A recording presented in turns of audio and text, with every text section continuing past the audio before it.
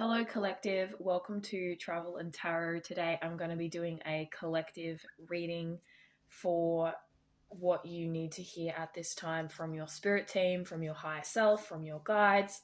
This is, excuse the fact that I sound like a dying dog.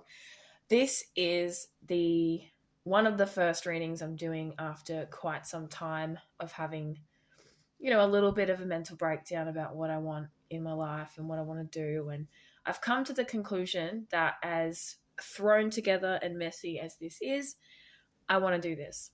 So I've decorated my desk in a bunch of random shite just for the sole purpose of getting some messages out for whoever wants to hear them, whoever stumbles upon this video. I'm not even going to filter it. I'm not going to edit it. I'm just going to do it and get it out there. It doesn't have to be good. I'm just doing it. We're just doing it. So if you have stumbled upon this video or it has been recommended to you, well then obviously there's a message that you need to hear. Excuse the setup. I am using a very, very cheap, busted looking little thing to hold my phone. The angle's a little off. You'll probably see the camera shake violently at some point throughout this video, and excuse the audio quality. Half of it is an audio issue. The other half is the fact that I am sick and I sound like this. So for picking the piles, I'd prefer to have like a bird's eye view for this, but we don't have that equipment. So for the picker piles, I've got 3 tarot cards laid out here from the lunar, the lunar eclipse tarot, and I have a crystal on each. So we have, well, this looks like pile 1. It's pile 3.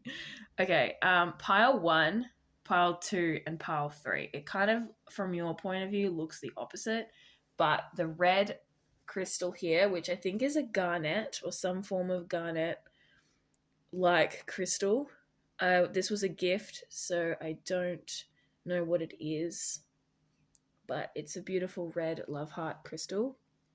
I got it from a Flaming Heart Circle event that I went to, hosted by someone in my town who's a local spiritual medium, psychic medium. So it was in a little gift bag that we all got when we went to the event. And then this crystal here was also actually a gift from my sister in a collection of different crystals that she gave me. I also don't know what this one is. I'm so helpful. Wow. And this one for pile 3 is citrine. I know what this one is. Brings in that money, brings in that bag. So I would suggest picking based off of the crystals, but if you prefer to do what I do and pick based off the energy of the cards, like just looking at the cards, then you can do that. But I'm so sorry, it is a little bit difficult to see that. I'll give you some time to pick from pile 1, which is the red heart, pile 2, which is the green crystal, and pile 3, which is the citrine crystal. And I'll give you a couple minutes to process that. You can actually pause the video if you want, a longer period of time. But I'll give you some time to pick pile 1, 2, or 3, and then we'll get started on pile 1.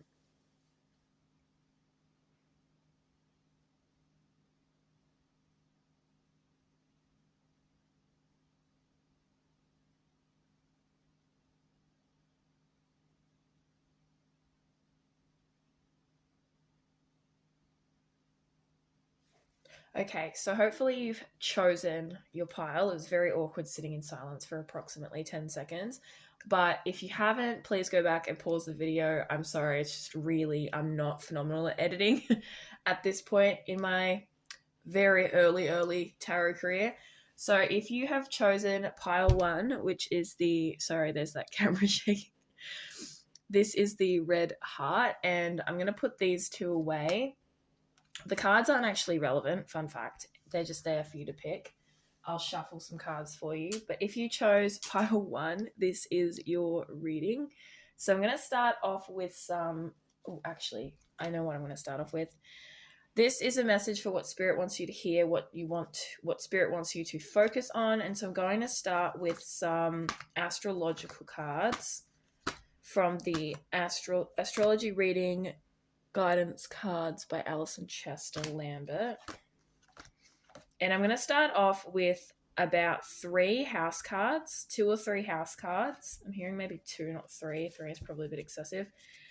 This is a collective reading, so it's for multiple people who are watching, multiple people, hopefully. I mean, at first, probably just one, but eventually it's going to get around and, So if I pick multiple house cards, it covers a few more bases.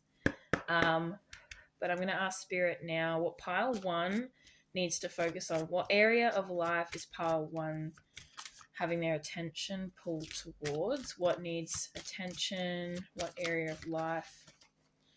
We have the 8th house as one of the cards coming out.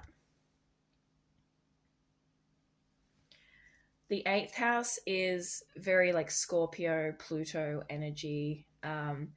It's transformational, it's intense, it's strong in its emotional energies. Like, it's very deep and complex and mysterious. It's all about like mystery, death, sex, life, rebirth, even some like financial like resources and stuff like that, and like very deep bonds is kind of what the 8th house is all about. And it's associated with the sign Scorpio, and Scorpio is associated with the planet Pluto, which is the planet of transformation. In traditional astrology, Mars is Scorpio's ruler. Let's get a second house for anyone else or any other energies that are being highlighted. What house is relevant for pile 1? Anything other than the 8th house? Let's see what else we've got.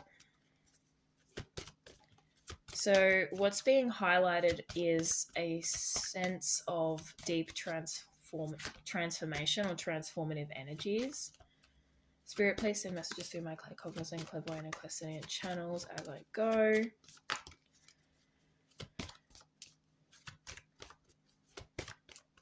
You could be going through a deep emotional process. You could be going through a divorce or a separation.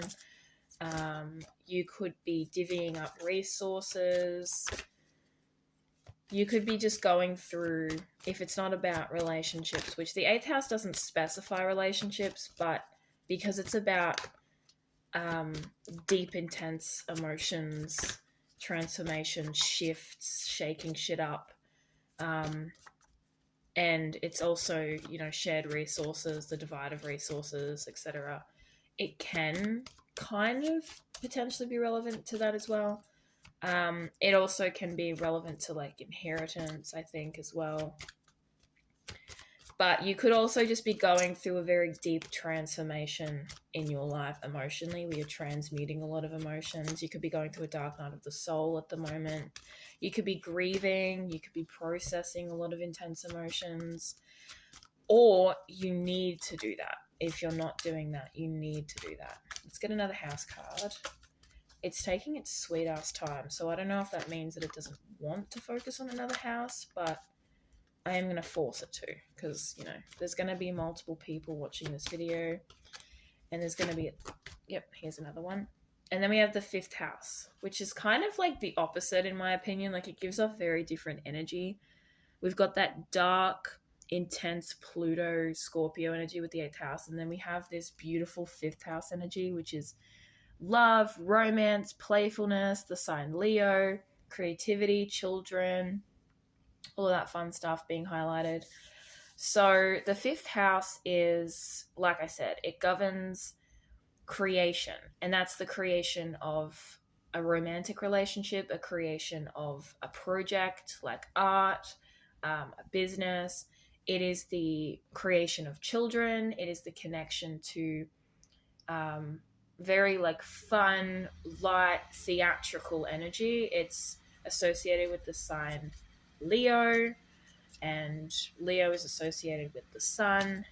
It's beautiful energy. So with these 2 houses coming out here, Spirit is asking you to focus on the 8th house and the 5th house in your life. You could be, let me just see if I'm getting anything just floating through my brain.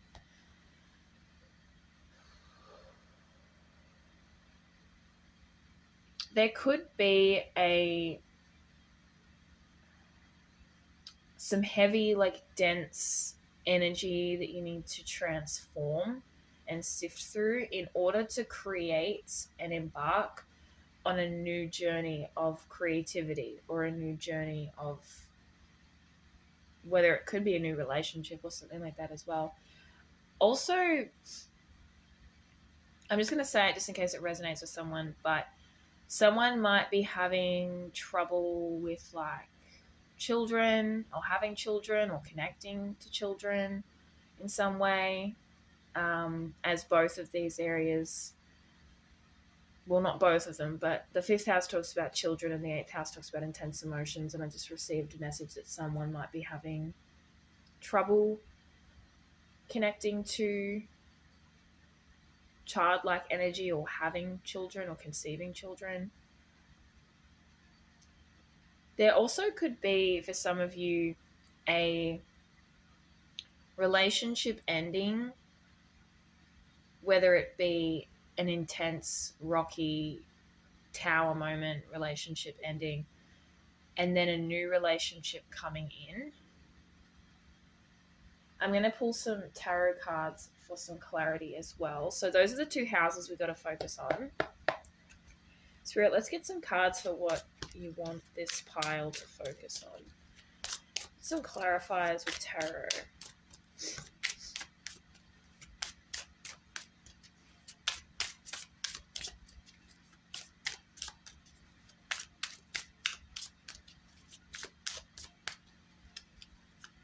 The colours black and red may be significant to you, and I'm not talking about Essendon from a football team. I don't care about football. Just because we have black and red, and the crystal you chose is a dark red. I feel like this is a very heart-centered reading, like a very emotional, passionate kind of energy. Like whatever you're going through or dealing with or Spirit is highlighting is an emotional process. It's not something that is practical or career oriented. It's like relational or emotional and transformational. I would say the heart chakra, the root chakra, sacral and solar plexus, like the lower chakras would be the most relevant at the moment. We have Five of Swords reversed and the Devil and the Moon. I don't normally pick 3 cards, but when I saw them, I was like, yeah, okay.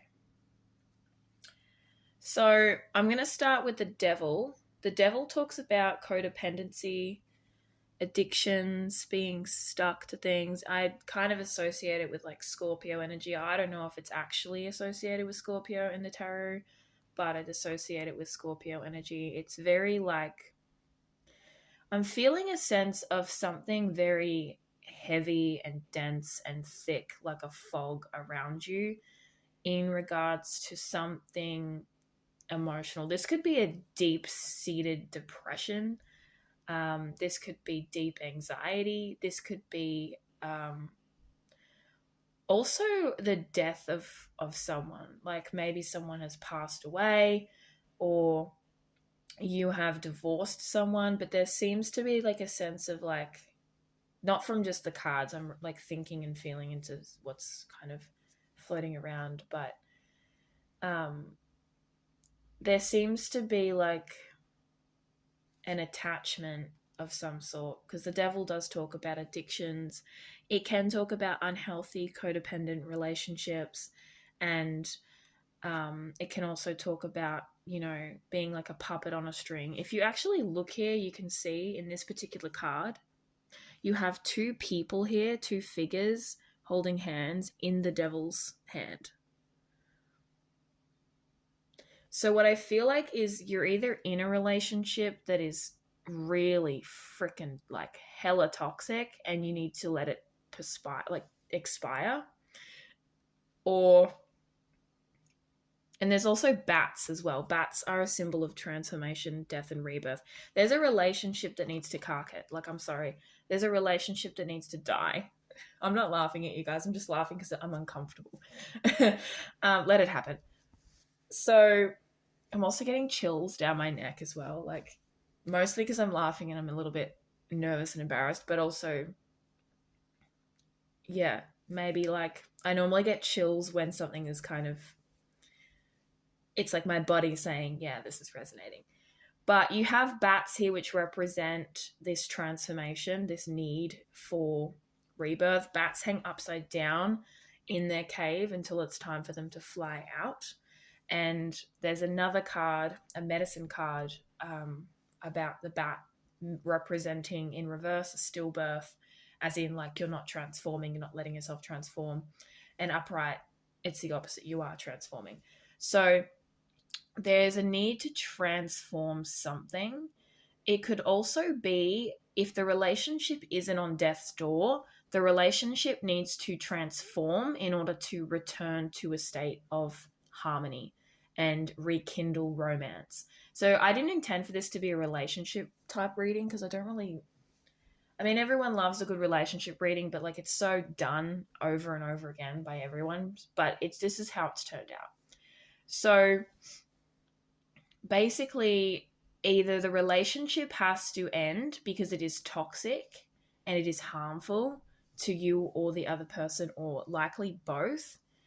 This could be, it doesn't have to be as severe and serious as abuse. It can be something more along the lines of two people who aren't growing together, who aren't growing at all, who are holding each other back, who are codependent, um, where needs aren't being met, communication isn't happening. But yeah, there's a need for transformation in either you or this person, like you leaving this relationship, whether it be a divorce, a breakup, whatever. It doesn't have to be a romantic relationship, but because the fifth house is present, it probably is. But if it is not, apply that to whatever relationship this is. And this this can either be, yeah, like I said, a complete severing of the relationship and a processing of heavy. There's a sense of heaviness. I keep hearing the word like heaviness, depression, darkness. There's a feeling of weight, like a lot of weight. And I'm also getting like heavy, heaving, like sobbing type energy. So either this is you now processing these feelings and processing this, or it's necessary for you to process that and to go through that. And we also have the moon in reverse, and the moon card, like upright or reverse, whatever, it talks about the subconscious mind, anxieties, fears, worries. You might be worried about whether or not you're going to be able to salvage this relationship. You might be worried that you will never find someone else. Like if you sever this relationship, there is no one else for you, there's no hope. This person also could be someone that concerns you because you feel like they are scary or they're dangerous or they're intimidating, or you fear and worry that what you're going to do without them. Like, oh my God, how am I going to cope without them? I've been with them for so long, or I'm so attached. I don't know what to do. But it's a lot of anxiety, it's a lot of fear, it's a lot of worry, it's a lot of doubt, it's a lot of subconscious, and also not following your intuition. If your intuition tells you to leave, you need to leave. And then the Five of Swords is a card of conflict. It's a card of kind of fighting off conflict and fighting off other people. And in reverse, I feel like I don't actually know what it means in reverse. I've never received it in reverse, but I'm just going to read this card intuitively. Just going to think about what this would mean, because I know that this card is associated with, oh, it's Five of Swords, not Five of Wands. I'm thinking of Five of Wands. Hold on a minute. Hold on, I've barked up the wrong tree. My bad. Five of Swords. Right. I think that's the. Hold on a minute. Give me like 3 milliseconds. I just have to figure out if I am. Hold on. I'm pretty sure that this is actually like the sneaky, sneaky shit. Five of Swords. Either way, it's not a phenomenal card to receive. Yeah, okay. Yeah, it's the Deceit card. Okay. So it's the card of what I was talking about was the Five of Wands, sorry. Um, the Five of Swords is still about conflict, but it is about deceit, guilt, resentment, getting away with something, sneakiness. So you might be in a position where you feel like that, yeah, like there's, I'm pretty sure I said something about, I don't know if I said it already, but something about feeling very intense. If you have moved on from a situation or you have transformed from a situation or you're thinking about it, you may feel a tremendous amount of guilt and you're like going through this place of like, okay, this loss or this separation, you may have already lost something or like separated from something, but you may feel extremely bad about having moved on or left. And you need to take this as a lesson. You need to take these lessons and integrate them and move on. You need to process these emotions because this is there has been a loss. There may have been some deceit involved, some guilt involved about something. In this situation, it doesn't look like anybody got out unscathed. Like it wasn't something that has. Maybe someone cheated on someone and no one got out of this feeling overly phenomenal about the situation. But whatever it is, there's intense feelings around it. There's intense feelings. There's potential for there to be betrayal, deceit. There's a lot of something keeping you up at night, something playing over in your subconscious. There's this codependency energy, this addictive energy. You could be addicted to this cycle of thinking, but whatever the situation may be, take the lesson that you've learnt from it. Try to figure out what you have learnt from this situation and allow yourself to process that and move on as much as you can, even if there was something truly horrendous involved. It's really quite necessary for you to move forward, and I think that's all I have to say about that. I'm gonna pull some. Actually, I'm going to grab from the archetype deck and grab an archetype deck card. Spirit, what else do you have to say about pile one's situation?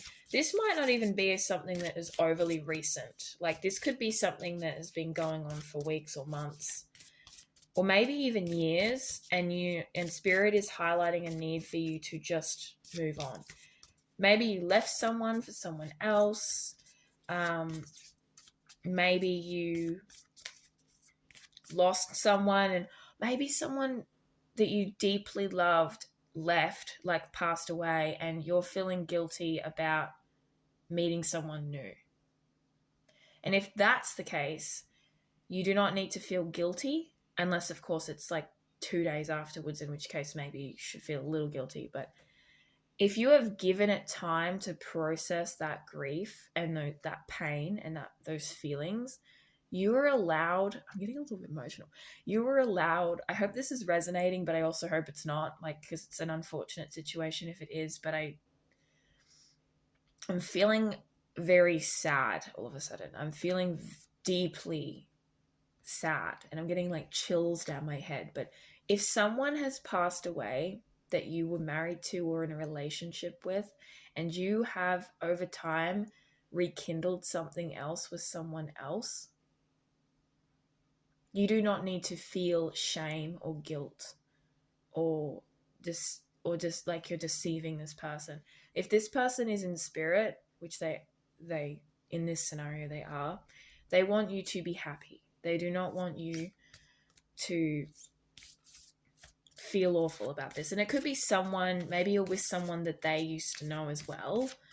And that might add to the feelings of like, oh no, I'm being deceitful and being bad, But if that is the situation, you're allowed to move on.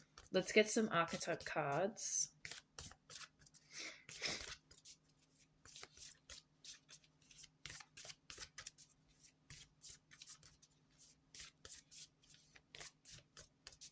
The lesson here, though, is that you do need to transform and allow yourself to sift through those heavy emotions, because I feel like there's some very heavy, dense, painful feelings that you need to alchemize and transform.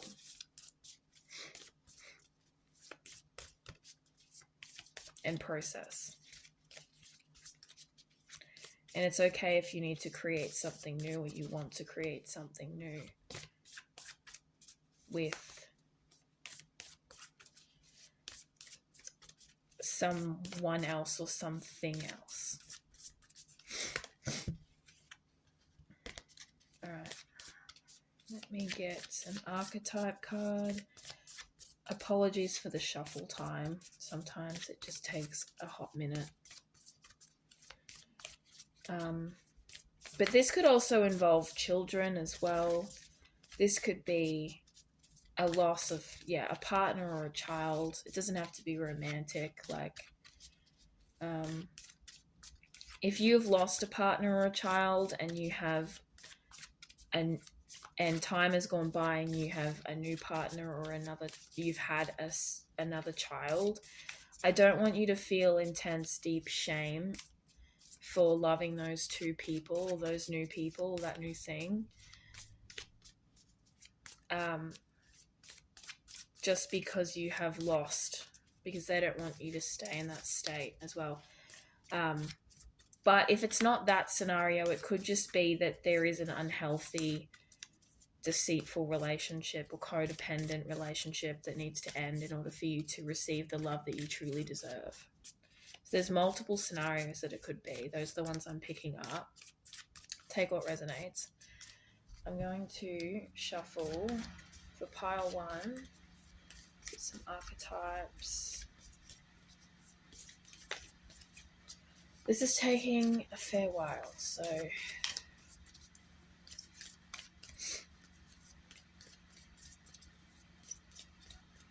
but the Devil card also talks about needing to let go of the feeling of being trapped in something that you don't want to be trapped in, whether it's trapped in old feelings, trapped in an old event from the past, trapped in something. So I feel like, so we got the card the Father that was flipped over, but a bunch of cards came out, but this one was facing upright, so I think I'm going to take it. So we have the Father. I'm going to get one more. That's not one more, that's 100 more. Don't need that many.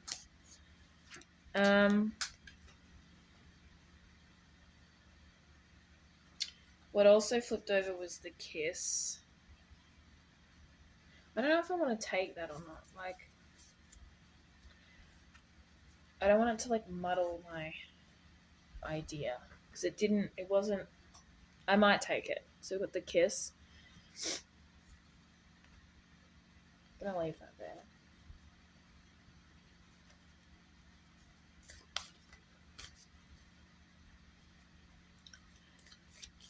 Let's do some shuffling and hope that one card comes out.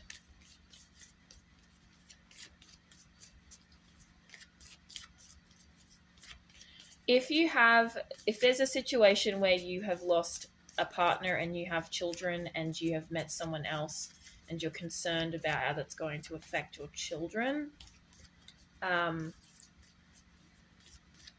the end of the day, you also deserve to be happy. That's just a scenario I'm getting from the Father and the Kiss cards that have come out. You don't necessarily have to subscribe to that idea if it doesn't resonate with you.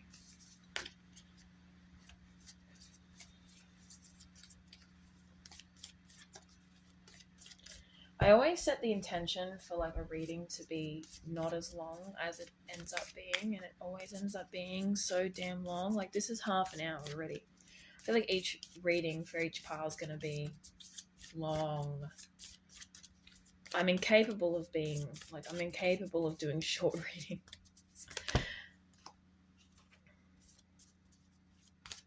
Alright, do we need another archetype card or nah? Do we need another archetype card? I'm just going to read the two that we were given. I'm going to read them from the book. Oh, sorry about that. It's the table shaking. Did I show you the cards as well? We've got the Father. It's interesting that this is depicted as like two separate worlds. Like we have this two very different places depicted on this card, and then we have the kiss. This is definitely like a relational thing. I'm going to read the Father. I haven't received these cards before in my own readings, so I'm sorry that I have to pull the book. I know it's unprofessional, but okay. So the Father archetype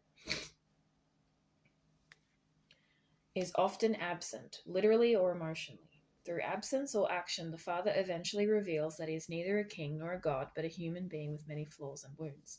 He is both the guardian and the one who leaves us to the wolves, here yet gone, the champion and the failure. The Father can never resolve or escape his duality. It is inherent in the archetype itself. Witnessing the Father's limitations allows the child to grow beyond the family and into the world. So when light, this archetype is supportive, strategic, regal, kind, and authoritative. When dark, disappearing, disappointing, devastated by failures. I feel like what this card, just overall for your reading, is representing is some form of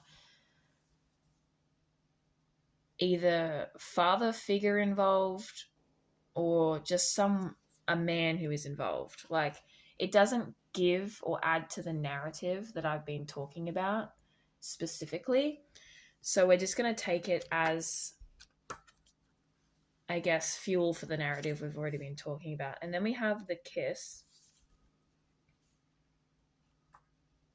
I feel like I don't even need this book. Like, I feel like it's just going to be...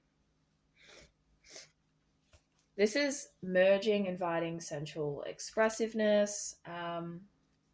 Write down the story of the first kiss, what was changed in that moment.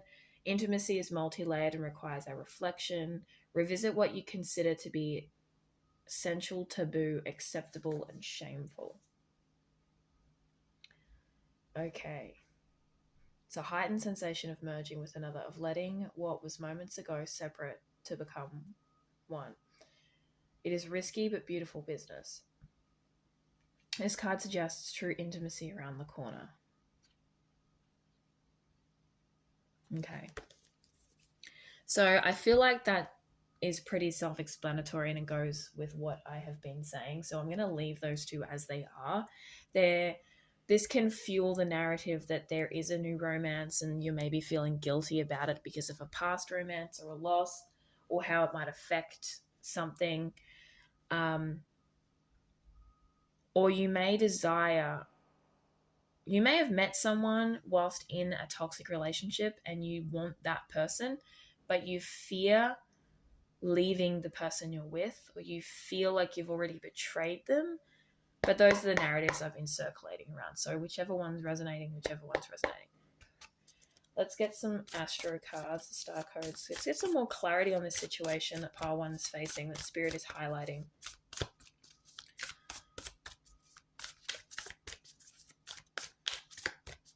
You also just may have a lot of difficulty seeing clarity because of your emotions, because you're feeling such intense emotions.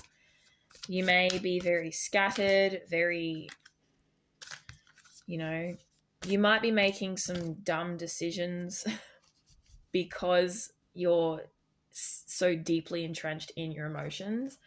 You might not necessarily be making dumb decisions, but you might feel like you are, like you don't know what you're doing. This is descendant. This is invitation. Okay. Invitation. That's such a pretty card too. Look at the colors on that. That's stunning. That's gorgeous. This is definitely about some sort of relationship thing. There's definitely something going on there. So I feel like if you haven't allowed yourself to cross the threshold, let yourself cross the threshold, okay? Let yourself follow the thread down to this relationship. Like, let yourself, obviously, like if you're already in one that's shit, get rid of that, get that gone. And then follow the next one. Follow the next one, but make sure it's healthy. Make sure it's, I get the feeling that if there's a new person coming in, that this person's a lot better than the previous person. If the person previously was toxic, if the previous person has left the, into the spirit realm, then like, it's not to say that this new person's better than they were, or, anything like that. So that's like a horrible thing to say in that scenario. But this person can be also a beautiful relationship. The first one could have been a beautiful relationship, and this one can also be a beautiful relationship, But I do get the sense that either you have had someone be deceitful, or you've been deceitful, or you're worried that you're being deceitful and you're being bad, or you're doing something bad. But I get the feeling that hopefully that's not the case. Let's get one more Star Code Oracle card for some clarity. I feel like also you might be the type of person who doesn't let yourself indulge in like fun, playful romance because you feel like you're not allowed to for whatever reason. Like you feel like whatever's going on with your emotions in this past relationship or this current relationship, you're not allowing yourself to dip into something new that's potentially significantly better for you. And like I said, just to reiterate what I was saying before, if you are in a committed relationship that's shit, leave that first, then do the other one. Like go to the other person. I'm not condoning like cheating or infidelity or anything like that. Like if you're with an asshole, get rid of the asshole, We also have opposition confrontation. Okay. That's fun. Love that. Okay, so this doesn't have to be confrontation with another person. This could be internal conflict and internal confrontation. Like your wants might oppose your needs. Alternatively, if this previous person's still in the picture, this codependent toxic relationship still in the picture, right? And there's this other person, this better relationship, there can be conflict still arriving in your life because you still feel like that other person has you in an emotional chokehold, Alternatively, this could be deep internal confrontation. Like you are facing a lot of internal conflict within yourself. You may even be having dreams about conflict, arguments, fights, bad things happening. You may be so intensely paranoid and scared and worried about shit hitting the fan that you're having dreams about shit hitting the fan. And so this could represent the opposition and confrontation you're facing within yourself, as well as external confrontation. So maybe I should get some advice for what you should do in that scenario. I'm going to get some advice. What should pile one do about this conflict they're facing? How should they handle this, Spirit? This is some tea, though. Like, I know it's your life, and I definitely respect you. But I was not expecting this in the slightest. We have reliability with the goat. Okay, so this is asking you to rely on something. Let me see what that is. Reliability. Are you reliable? Can someone count on you for something? Can you count on yourself? Trust yourself. Trust your internal guidance system. If this is internal conflict,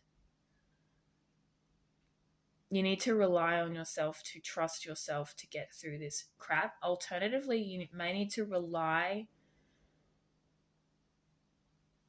You might feel like you still rely on someone that you shouldn't rely on. Oh, shit. We have change and reciprocity. Ability. You might still rely on that other person for something, and that's causing problems. We have the honeybee with reciprocity. So this is all about reciprocal communication. Being like reciprocating something. And then change with chameleon, which is all about that transformation that I was talking about before, like that needing to change and switch into something else. So as advice, I would suggest definitely change is necessary. Like just full stop. Like something has to give, something has to change. You can't keep going on like this. There's a lot of internal shizer going on. Like you're really, I feel like you're sweating or something, you know, like you're really going through it emotionally. And you may be carrying a hell of a lot more than you need to carry, emotionally speaking. There's a lot of burdensome energy here. Like I said before, a lot of heaviness, a lot of really like dense energy. And you don't have to carry, you know, you might be someone that someone else relies on really heavily, whether that be your ex-partner or current partner or like, you know, maybe it's even your kids. And if you have kids, but there's someone who relies on you so heavily, potentially, that you feel like you have to be self-sacrificial and you're not letting yourself go into this new chapter of beautiful, lovely, fun energy. You're not letting yourself reciprocate. If this is a new romance or whatever, you're not letting yourself reciprocate or communicate or change or move forward because of this confrontation and this conflict and this, you know, you need to be relied upon and be, you know, the one that carries it all. That I feel like is the energy we've got going on. I'm just contemplating whether or not I should use. I've got 2 more decks I think I want to use beforehand, before we end this reading here. All right, let's get some clarification cards on this energy. But yeah, I feel like you should let yourself, if it feels right, reciprocate these feelings or reciprocate this energy. Let yourself change. You do not have to be this rock, this unchanging, unmoving rock, okay? You are allowed to let go of shit that does not serve you. You're allowed to step forward. And if you have done something that has induced guilt, you're allowed to absolve yourself of that guilt. We have loved ones in spirit. So this goes back, oh my God, I was just thinking about what if that card, oh, and also the Lovers here. Damn, Jesus Christ. So this goes back to, if this is a relationship, if there was a person that you were married to or dating who has passed and you have found someone new, and with or without children may or may not be involved, you are allowed to change. You're allowed to reciprocate. You are not being deceitful. This does not have to eat you up inside. You are allowed to be happy. You're allowed to be romantic and flirty and playful. You may be someone who it's been that long because you've been processing this grief that you don't even know how to have another first kiss. You don't even know how to flirt anymore. Like, you are so torn up and like guilty and shame ridden for potentially nothing. But this card doesn't have to mean that. I mean, it does kind of confirm. Like, you've got this man with this child, and this woman here is clearly a ghost. Like, she's not fully there. You can tell by her dress. Like, it's hard to see in the picture, but she's not there. She's in spirit. So if you are a parent with a child or a person who had a relationship end because of death, it is okay for you to fall in love again, which is a really, oh my God, it's a really nice message. It's quite sad. And if that's not your situation, then this card it really could mean that loved ones in spirit are supporting you. I mean, they always are. Like, let's be honest. Like, that's always a given. And on the bottom of the deck, we have the lovers. I don't normally read the bottom of the deck, but we have the lovers here as well showing up. So I do feel like there's a new romance coming into your life, or a new relationship of sorts. And maybe you're very, very... With the devil card, it does talk about codependency and stuff like that, but you may very well be clinging on for dear life and addicted to this pain. You may feel like if you stop grieving that you don't love them anymore. Like, if I stop crying, then I stop loving them. But that's not how that works. You know, you will not just stop loving someone because you stop pouring everything you are into that grief. Grief is an extension of our love for someone, but our love for someone is more than that. It is never ending. So if someone has passed and you are wondering whether or not to let new things in any regard, you are allowed to do that. And if this isn't someone who's passed, but rather just a relationship that was unhealthy or toxic, or a divorce, or maybe it wasn't even a toxic divorce, it could have even been a healthy divorce, but you are allowed to move forward. You're allowed to move forward. And if you have children, depending on their age, they may be pissed about it, they may be frustrated, they may be like, how could you do this to blah, blah, blah, to dad, to mum, to whoever. If that's the situation, one day they will get it. Maybe not because the same thing will happen to them. That's not what I'm saying. But one day when they see you and this person happy and they have their own families, their own partners, whatever, they will get it. And you do not have to feel like shit. You do not have to feel bad. It's okay. It doesn't matter how old you are or how long it's been since this separation. It does not matter. You are allowed to play again. You're allowed to laugh again. You're allowed to love again. You're allowed to be romanced and wooed and have fun. And you can still be a reliable source of support. You are still allowed to be a fantastic parent, and you're still allowed to be, like, you're still allowed to retain that love for that person that you had. This is not a replacement. There is no sense of I'm replacing you. You will always have that person who will cheer you on in spirit, and they love you. They will always love you. And it's okay for you to have new things in your life. It's okay for you to reciprocate. Okay? I'm getting very emotional. I need to calm down. Otherwise I'm going to bawl my eyes out for potentially no reason. Damn.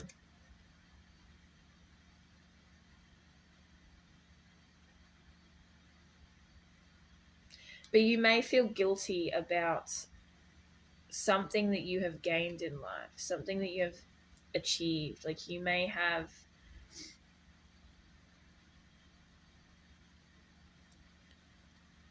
yeah, I don't know. I just feel like now I feel like I'm overthinking it.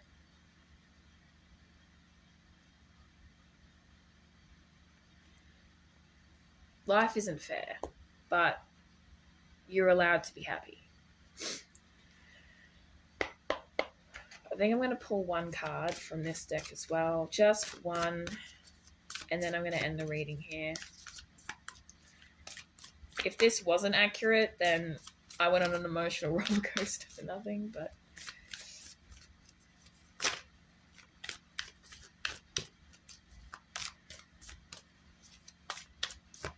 you know, and maybe this relationship won't work out. This new relationship won't work out. But you can process your grief. You can still process your grief. It doesn't mean that you moved on for nothing or you tried this for nothing, or you're allowed to heal. You're allowed to heal.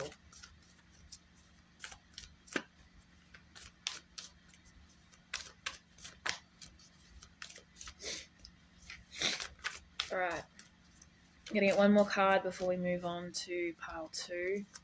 If this has resonated, please do let me know.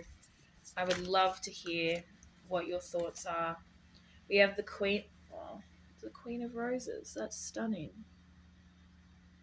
That's beautiful. The Queen of Roses. Wow. I just realized it's not a very flattering view that you guys have. I'm so sorry.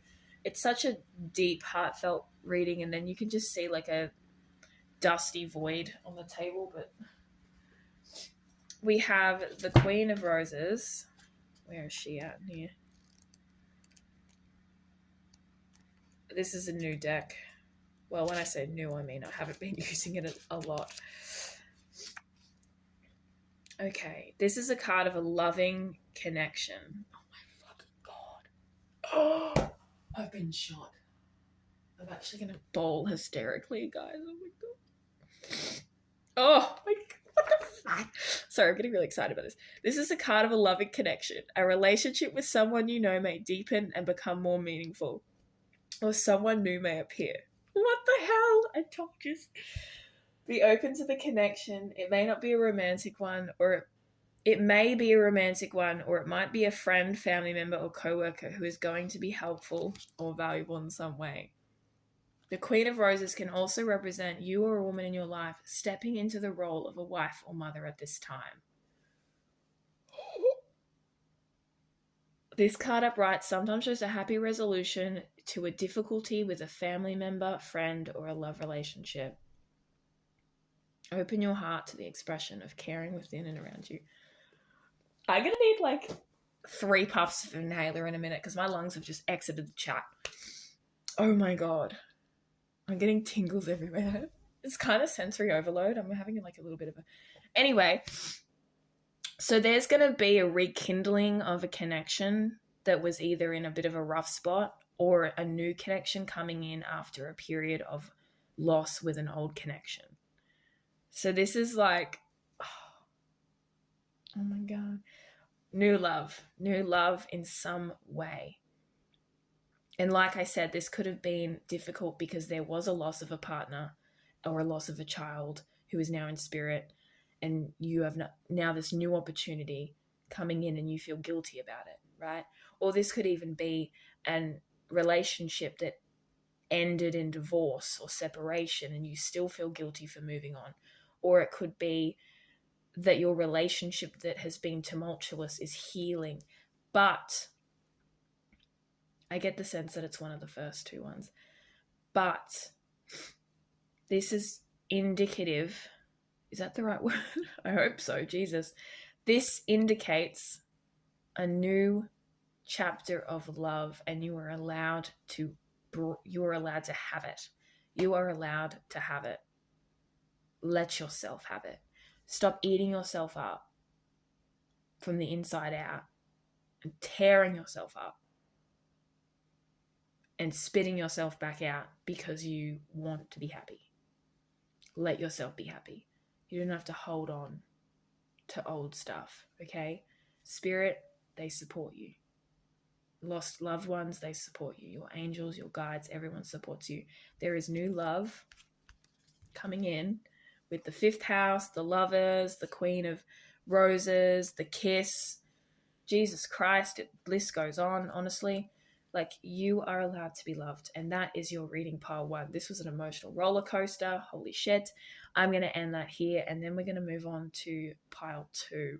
I think I'm going to need like 5 to 10 working days for this to be processed, but please let me know in the comments if this resonated. I would love to hear your stories. You do not have to share your personal stories or anything like that, but just let me know yes or no if this reading resonated. Thank you so much, pile 1. Here's your little heart, your beautiful, worthy heart. Oh, that's love. That's really nice. Oh my God. Okay, that is your reading. Thank you so much. Wow. I want to take a photo of this actually, but I can't because I haven't got my... Wow though. Holy shit.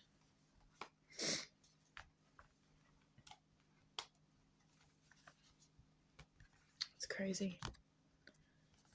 That is fucking wild.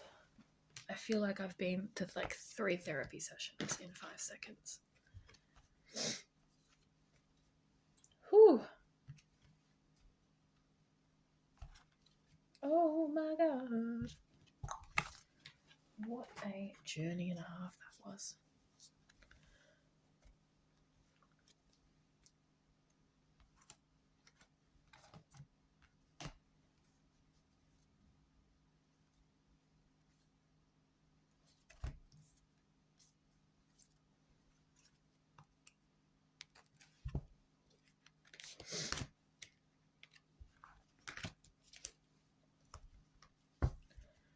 Whew. Okay. Damn. Spirit, let's refresh. We're going to pile 2. We're going to shake off pile 1's energy. Damn. That was insane. That was intense. That was beautiful, though. I love that. All right. I'm going to have to edit that out. All of that shit. Let's go. So pile 2. Hello, pile 2. This is your reading. Thank you for your patience. I was deeply entrenched in pile 1's reading. This is pile 2. This little crystal here, if you chose this green crystal, this is your pile. We're going to start off. So the reading is going to be general guidance for what you need to focus on right now, what you need to hear from spirit, from your guides, from mine, from source, universe, God, whatever you want to call it. Anything you personally believe in, any personal deities, whatever, ancestors, past loved ones. This is a message that you need to hear and focus on. I'm inviting in my spirit guides to send me messages through my claircognizant, clairvoyant, and clairsentient channels. And we are starting off with a house card or 2 for what area of life you need to focus on. What does pile 2 need to focus on? What area of life does pile 2 need to focus on?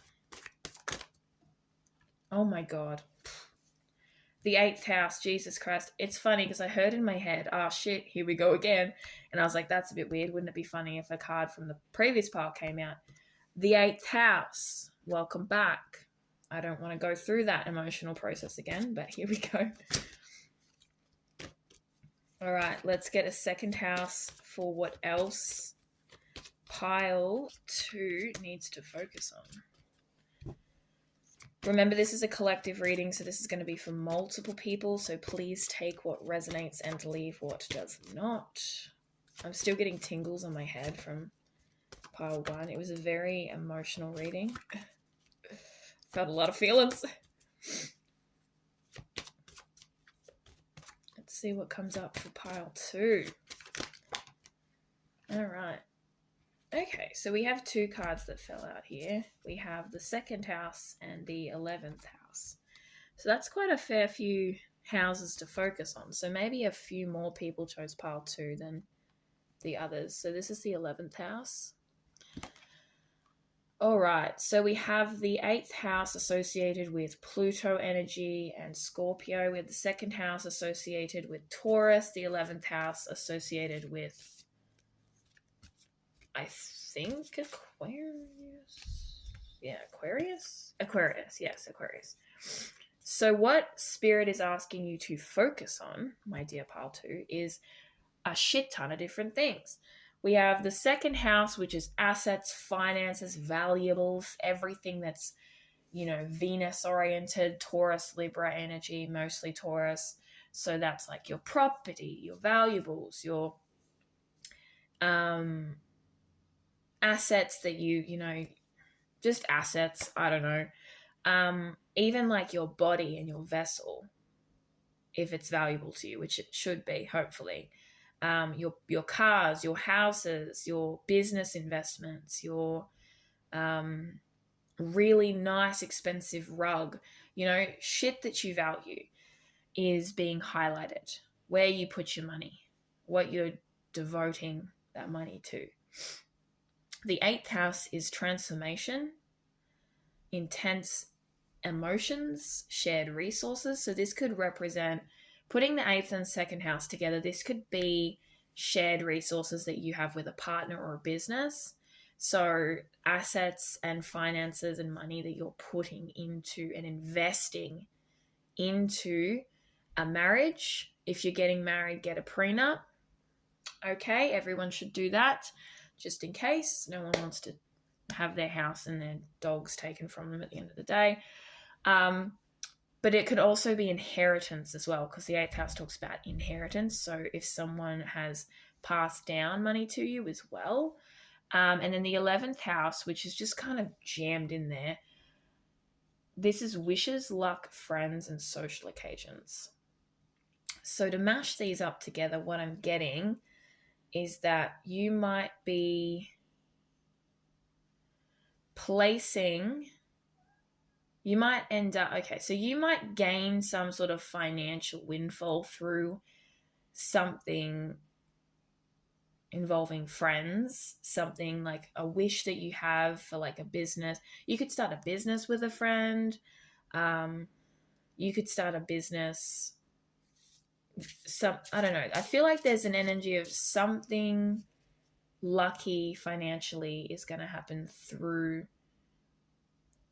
friends and social occasions. This could be a party, a work party, a business party, you could go to a party, you could go to some sort of event that is a little bit fancy and get like a business idea or a business proposal, or meet someone who wants to start the same business as you. This could be a good time for investment, because the 11th house is also about granting wishes, luck, like, universal supports, like dreams coming true, but it's also friends and social occasions. So you might have a social occasion or a friendship in which something comes to fruition for you, like a dream or an idea. And it could be something to do with finances, investment, business, and something involving shared resources. Okay, because we have also got the 8th house, which is about shared resources and inheritance. Okay. And we're going to grab some tarot cards for some clarity.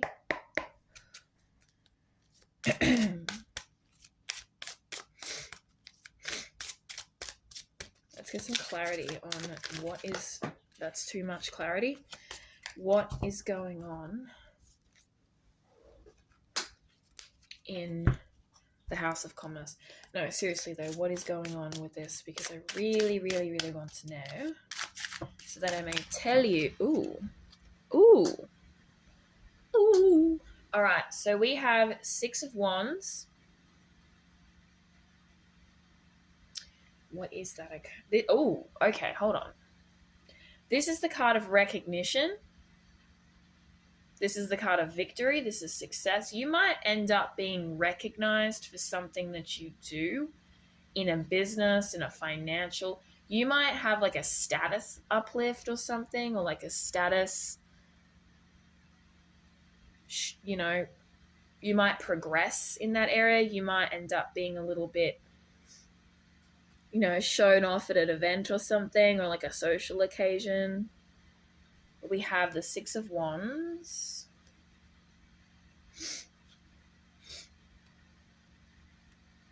And then I don't know if these two cards are relevant, but we have Temperance. They came out kind of with the Six of Wands. We have Temperance. And then we have Ace of Pentacles. This one was in reverse. So that's like there's a idea. You might have a business idea or a skill set that you have been having kind of laid dormant, and then you go to this thing or something happens, you meet people who go, shit, that's a good idea, and you get that recognition and you start that thing. I feel like that could be it. Ace of Pentacles in reverse is a needing to plant. You need to plant your goals. You need to plant the seeds. Okay? You need to place down foundations for your dream, okay, for your financial goal. You guys could be like entrepreneurial, business people. What else am I looking at? What else am I feeling?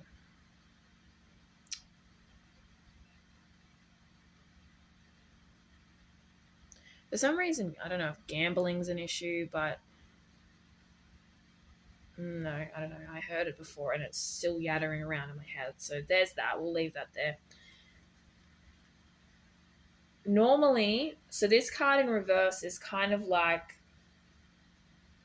needing to build like strong foundations to achieve your dreams, but you haven't done that yet. This could also be risk of financial loss. Don't pour your money into unnecessary shit. Don't invest in anything unless you're 100% sure that that is what you want to do. Maybe you have in the past invested your money in something and it's gone off, like it's gone bad, it's gone wrong. But you do have the card of luck and wishes and friends, social gatherings, blah, blah, blah, stuff like that as well. So, but ultimately you need to prioritize what you want to do. This card in reverse can also represent being a little bit too greedy, a little bit too focused on finances and stuff like that. But I feel like it's more so a sense of not having placed down the necessary roots for this thing. The necessary, maybe you're too scared to invest, but you can, with Temperance, it's like balance. It's not pouring too much in, not overdoing something. It's evening things out. You need to balance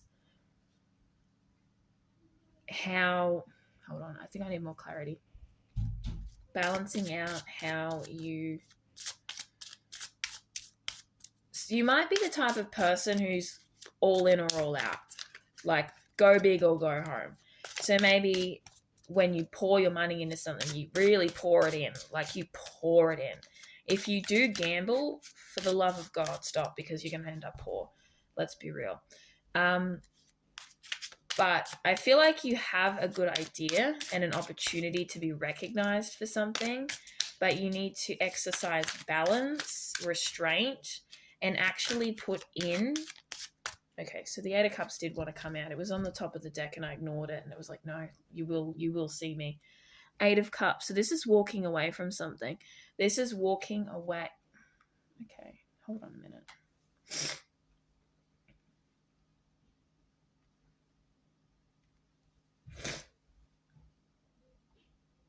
Interesting. Now I'm even more confused than I was before. Love that for me. Okay, let's see what we get. So what I was saying before is you may struggle to balance. No, I've lost it, which means it wasn't important. All right. You could be walking away from an opportunity, like in exchange for something new horizons, walking away from the old. This doesn't have to be walking away from that wish or that fun or some great opportunity. This could be walking away from shit that ain't serving you and moving towards that opportunity. We also have Ace of Wands on the bottom as well. So I feel like there's a new idea that you have. I feel like you will gain recognition and have financial success and social success and status success if you exercise that temperance. Like if you balance things out, if you pour evenly and balanced and mindfully, but you do need to plant down the seed and walk away from whatever, you're investing in that's taking up too much of your money, too much of your time. Ace of Wands is a new idea. It's a switch being flicked. I'm going to grab some archetype cards to see if there's anything else I can get, any more clarity. Actually, I'm not going to grab those yet. I'm going to grab these ones next. Can we get some clarity for the messages for... I think the problem with this pile is I have a feeling lots of people picked this pile. The last one was very specific. Pile 1 was very specific. So this pile feels a little all over the place. But let's get some clarity.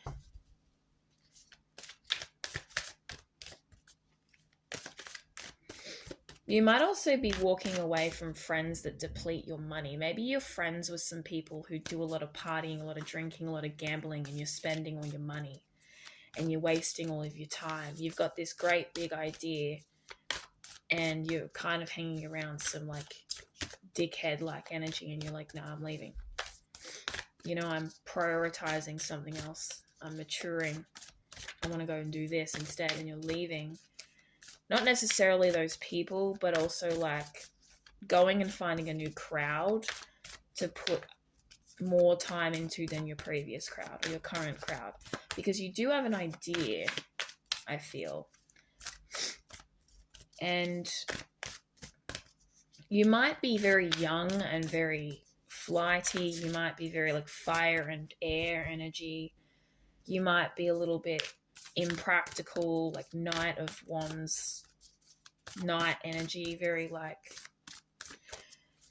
teenage energy, not necessarily that you are a teenager, but you might be still at that wobbly stage of I'm not quite sure what I'm doing. I'm trying my best. I've got an idea, I've got a skill set, but there's 6 of Wands here, which is recognition, status, publicity, even fame if you want to be well known. Temperance, so this is balancing, making sure you're not pouring too much out or in, and make sure you monitor how much money you spend or how much you drink or how much you party, or monitor how much you are wasting or doing. Bring balance into your life. And then Ace of Pentacles reversed, you need a strong foundation. You need something a little bit more stable. So you're walking away from something and moving towards new ideas. Some of you might also be leaving a job or something like that, as well as a friendship circle or a friendship group or something like that. You're going through a transformation, I feel. With the 8th house, you are going through some sort of shift. You're leaving something behind. A certain lifestyle or a certain thing. You could be someone who's leaving a family legacy to create your own, or a family dynamic that doesn't suit. You maybe want more for yourself, or maybe you want less. You want less public life or a less private life. Could be one of those two things. Let's get a card. So let's get some cards for clarity. I've been shuffling these for at least 3 years now, so...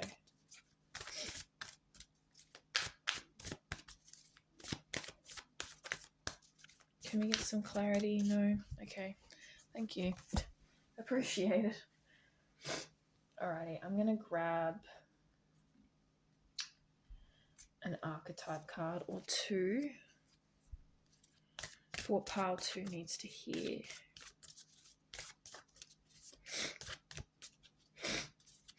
Excuse my sniffing.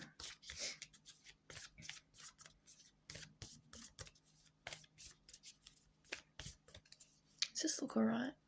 It doesn't look that horrible. So I'm just checking what you guys can see. It's alright. It's fairly decent. I just need better audio quality, honestly. I'm in the beginning stages, you know? The beginning stages of my tarot career, so... Oh, right. Come on. Give me something. Let's get some clarity for pile 2. I feel a lot... Ooh. Oh, okay. Interesting.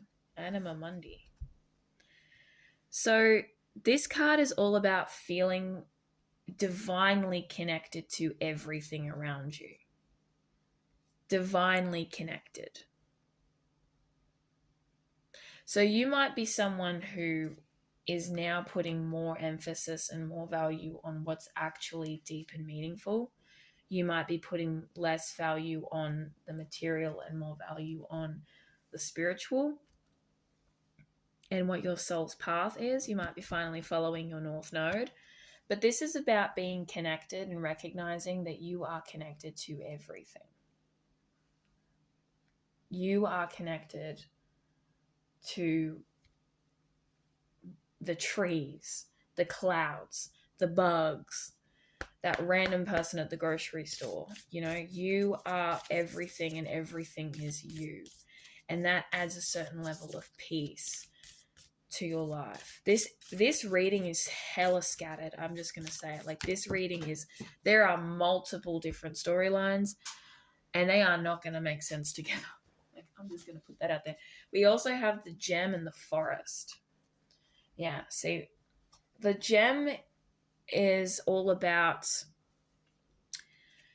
forming this beautiful energy within you.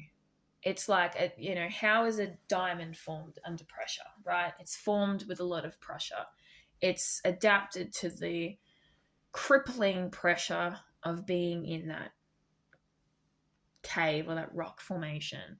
So you may have, I get the feeling that you might be someone who has put a lot of emphasis on the practical, the material, the physical, and you might be drastically changing your trajectory and seeing things very differently to how you have previously seen them. The gem is about forming something beautiful within yourself in this oppressive place, in this web of shit, whatever that even is, worms. Like, there's this beautiful gem forming here and it's surrounded by crap, right?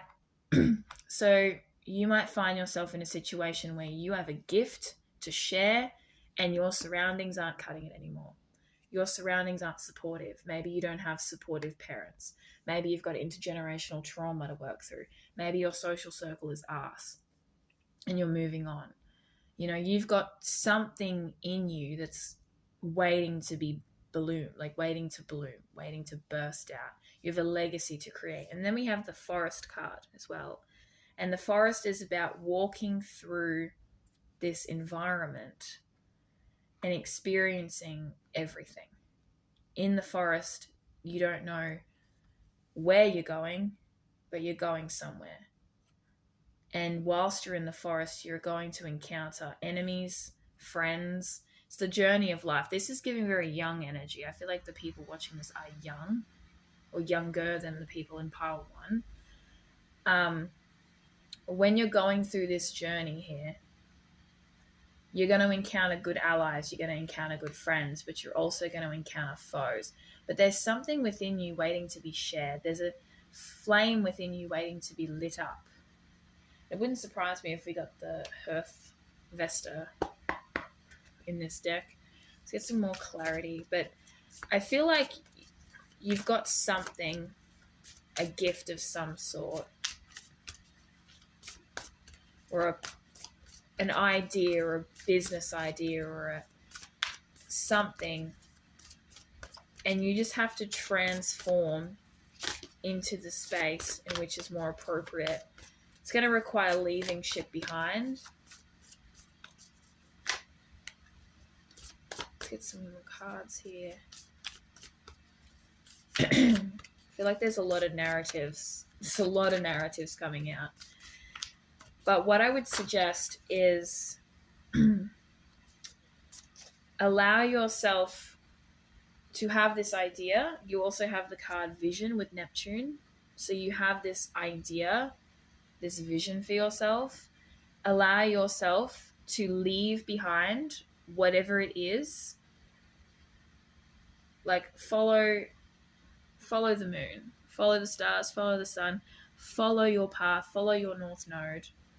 Do what is right for you. Leave behind what isn't, to follow this vision, to light up this creativity. This is a new passion, a new project, new creativity.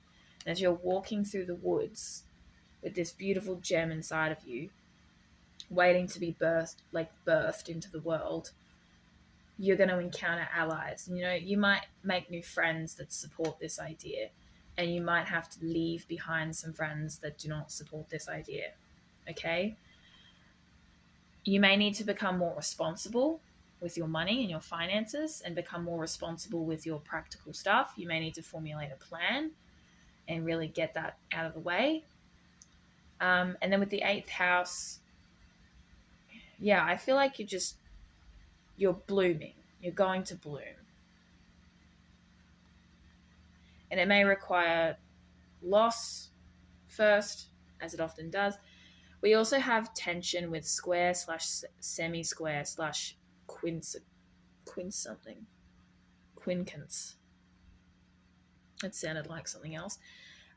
So this is tension. I feel like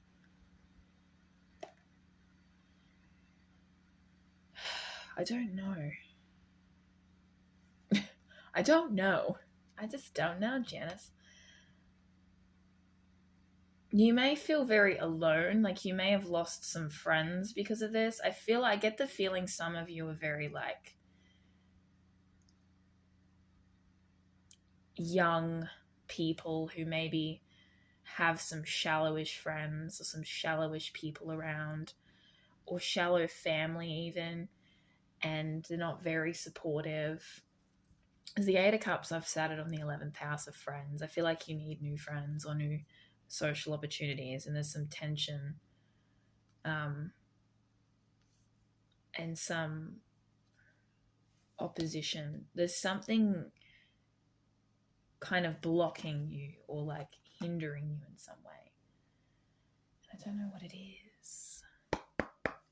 Let's get some clarity of any advice for this like tension or this blockage. What should these people do? What should pile 2 do about the situation? Definitely, yeah, follow your north node, follow your dreams, do what you want to do, leave behind what doesn't serve, let the idea grow. You've got something within you that deserves recognition, though. And you're going to get recognition for that vision and for that dream. This doesn't have to be a spiritual path, but it could be a spiritual path as well. It could be a business. It could be some sort of work. There's just, something you've got. But I feel like it's early stages, you know. It's that early, unsure kind of stage. What advice do you have, Spirit? For pile 2.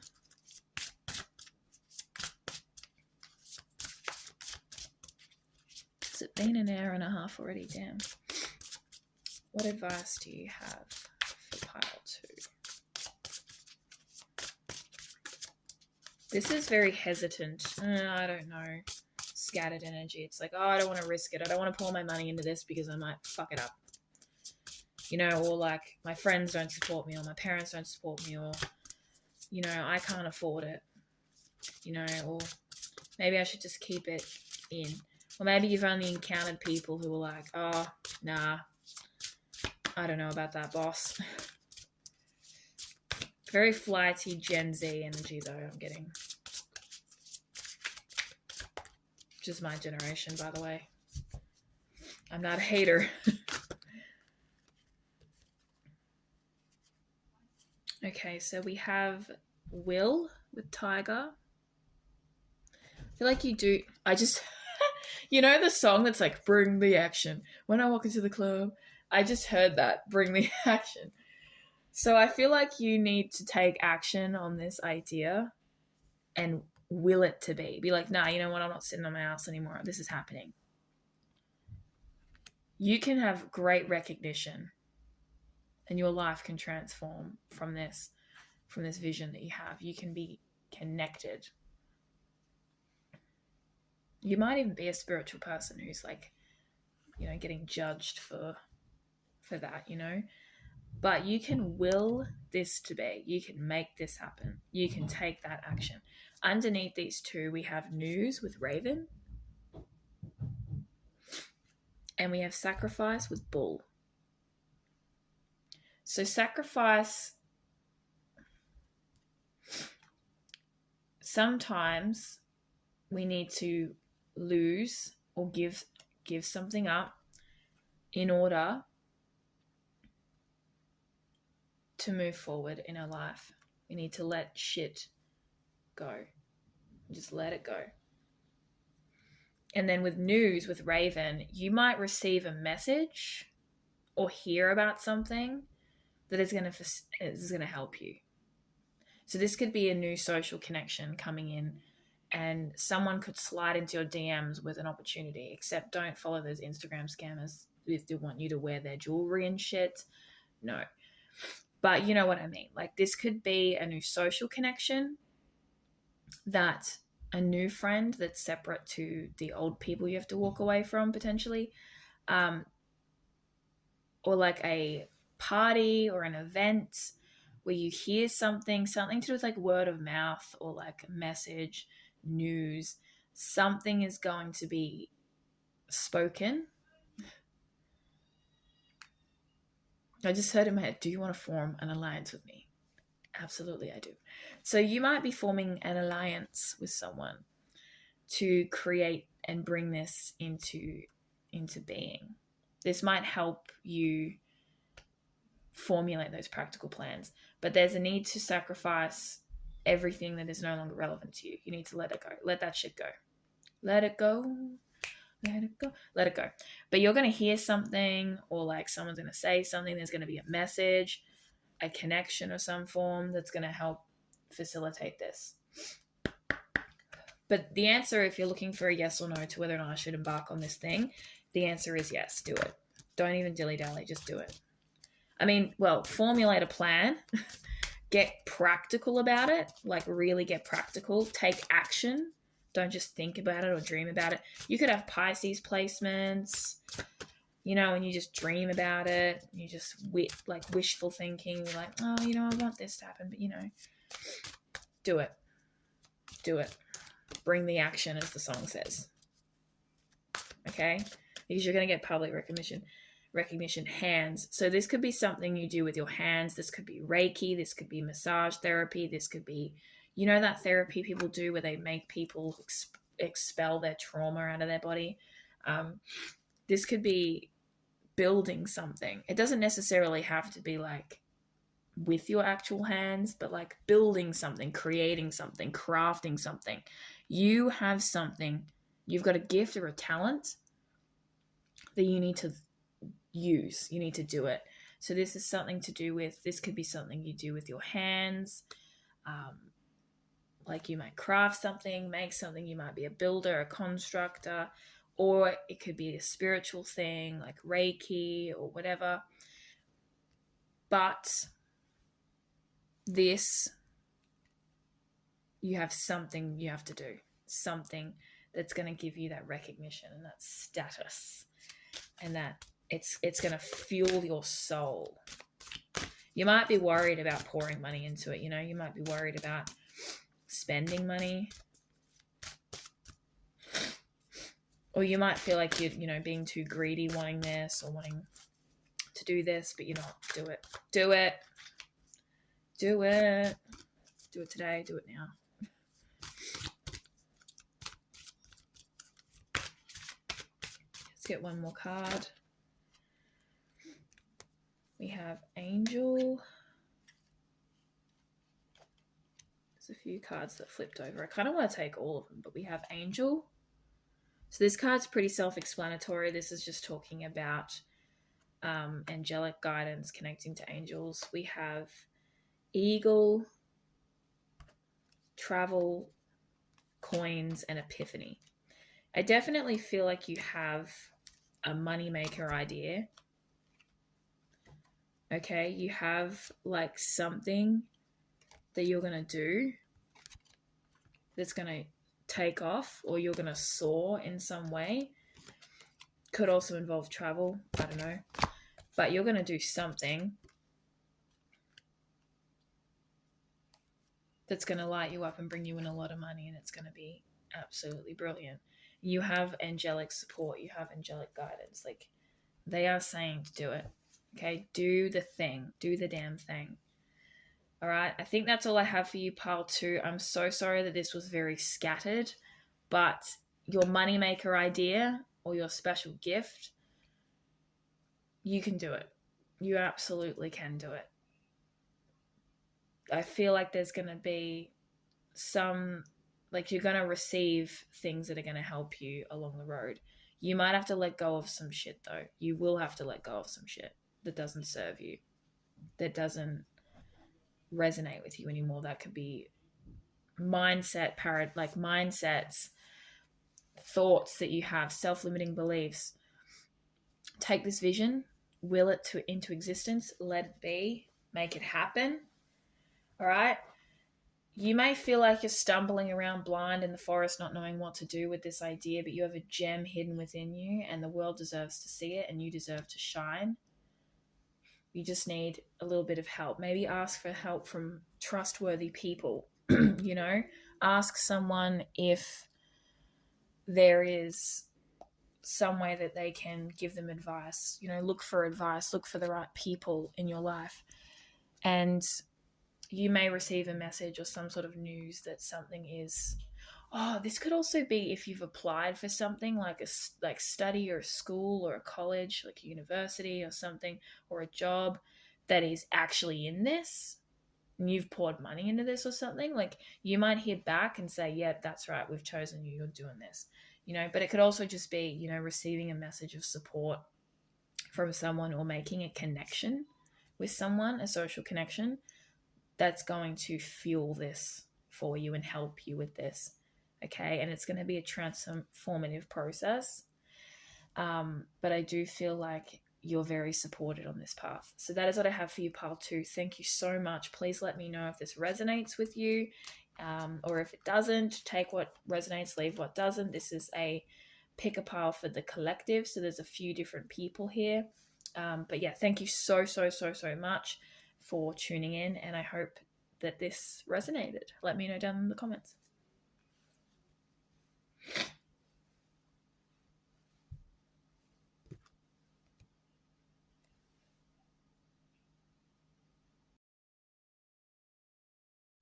Hello, pile 3. If you have chosen the citrine, this is your pile. I've just polished off pile 1 and 2, and Jesus Christ, this is going to be a long video. But this is pile 3. So here we go. As per usual, I'm going to start with a house card to highlight what areas of life are being, to focus in on what's being highlighted in your life, what areas of life Spirit wants you to focus on and tend to. So this is a general reading for general Spirit guidance of what, Spirit wants you to focus on. So let's go. Spirit, pile 3, tap into the energy of pile 3. What areas of life do pile 3 need to focus on? What do they need to focus on? If you can hear very disturbing sounds, that's my brother. Just ignore it. All right.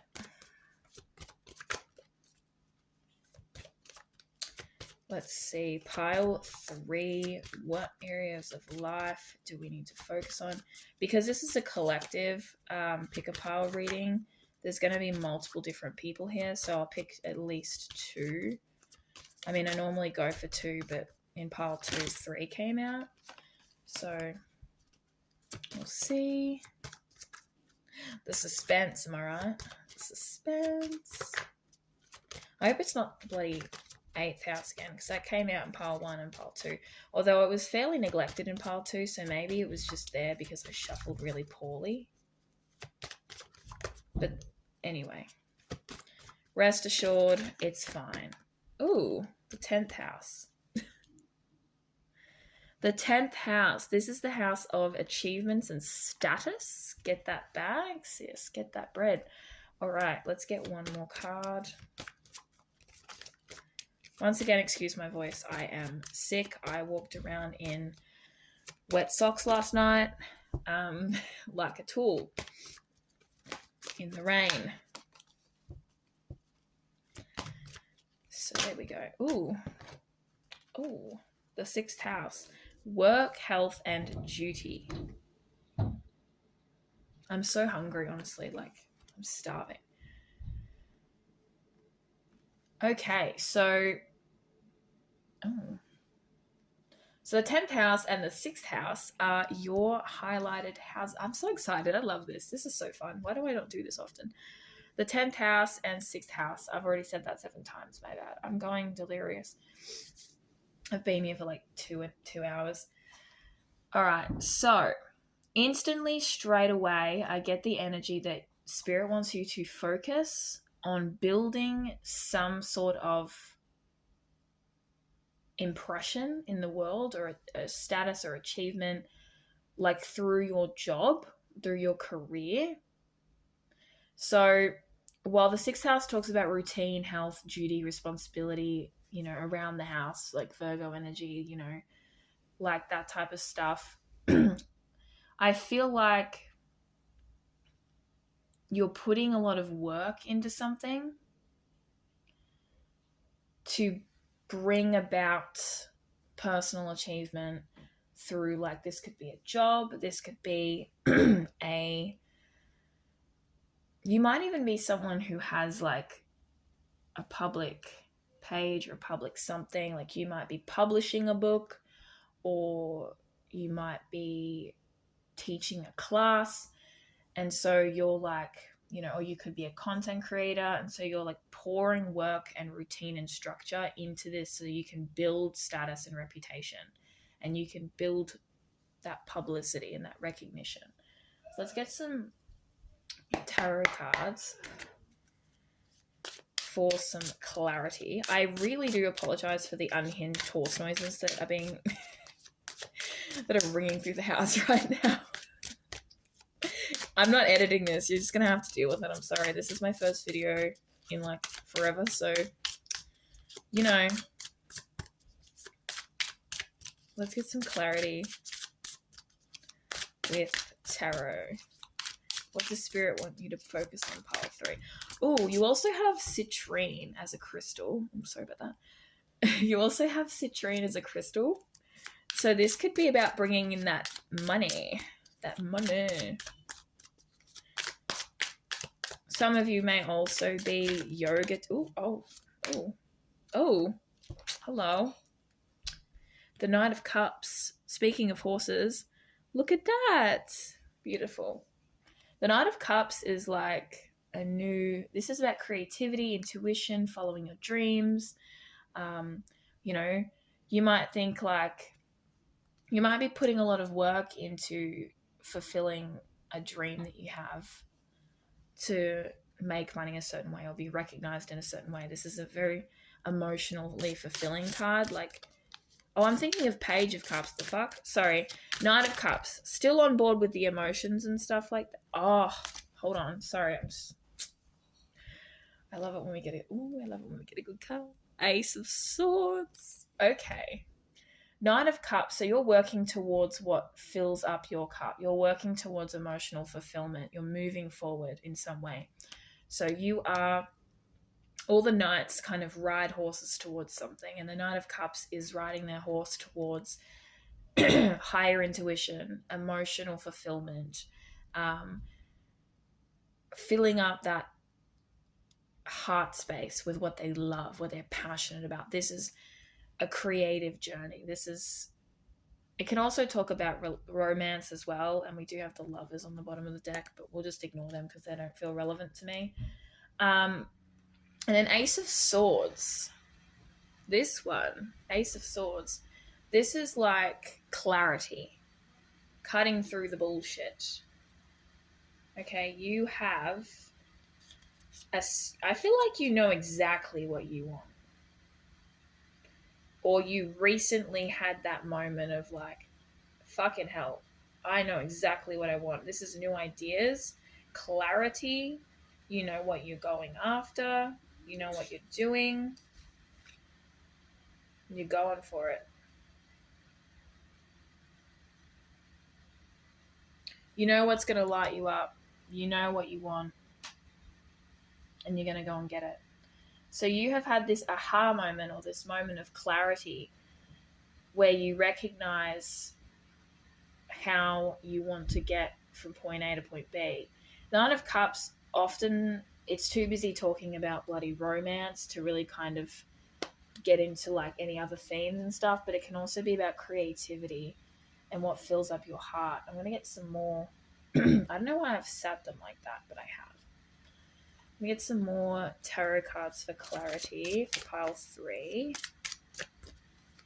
My entire family's come home, and so the whole entire house is very loud right now. Sincerest apologies.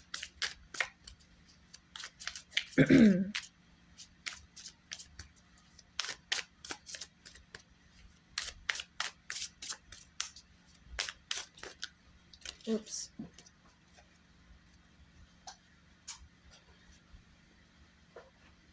I've dropped my shit. It's alright. Okay. Just some more clarity for what pile 3 is up to.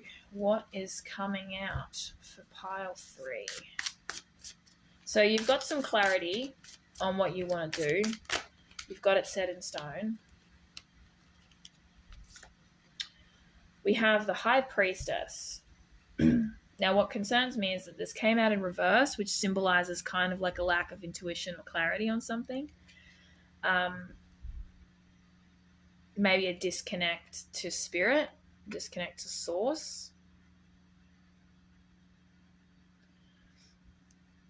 But you still have this like mental focus. You're giving very like analytical, practical Capricorn, Virgo vibes. You know, like, or air sign vibes. Let's see what else comes out. See what else comes out. So I feel like you know what you want to do and you're moving towards emotional fulfillment. But with the High Priestess in reverse, you might be ignoring your intuition or not as tapped into spirit. What else have we got? Is the Moon.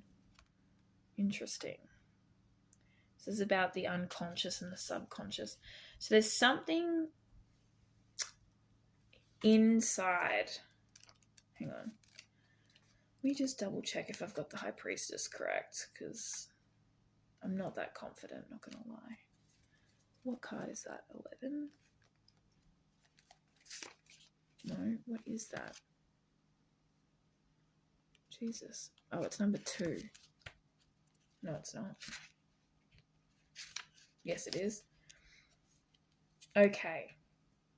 So this is about not paying attention to your inner voice.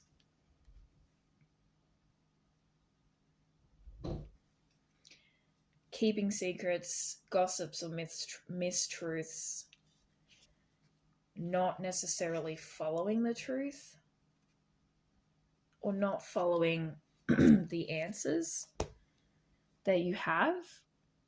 It's very strange because we have the Ace of Swords, but I placed them strangely. So like I didn't place them the way I normally place them. So you've got Knight of Cups, which is walking towards your heart's fulfillment.